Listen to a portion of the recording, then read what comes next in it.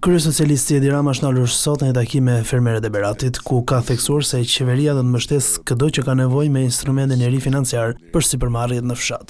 Sot më vjen shumë mirë që kemi në dispozicion për ju një instrument të ri financiar, 250 milion euro, një linjë financimi inovative e Bankës së Shqipërisë, e cila ju mundson të gjithë sipërmarrësve në fshat apo atyre që duan të nisin një sipërmarrje, qoftë në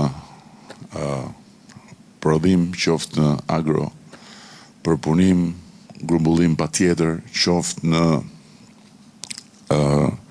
agroturizëm, që të marrin kredi me 70% kolateral të garantuar nga shteti dhe me një normë interesi më pak se 3%. Në lidhje me eksportet, Rama vendosi një objektiv të ri.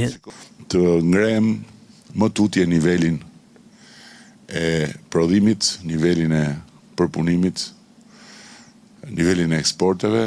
Ministria e tha shumë qartë, ne kemi objektiv të shkojmë në 1 miliard eksporte, është shumë objektiv ambicios, kemi kaluar gjysmë miliardi, që ishte pa imagjinueshme, por ama gjysmë miliardi tjetër është shumë ambicios. Dhe prandaj unë dua të kthehem tek fiksimi. Me ndërsimin në Bashkimin Evropian, tha Rama, Shqipëria do të përfitojë fonde deri në 300 milion euro në vit, një mundësi konkrete që bën të mundur transformimin e ekonomisë rurale.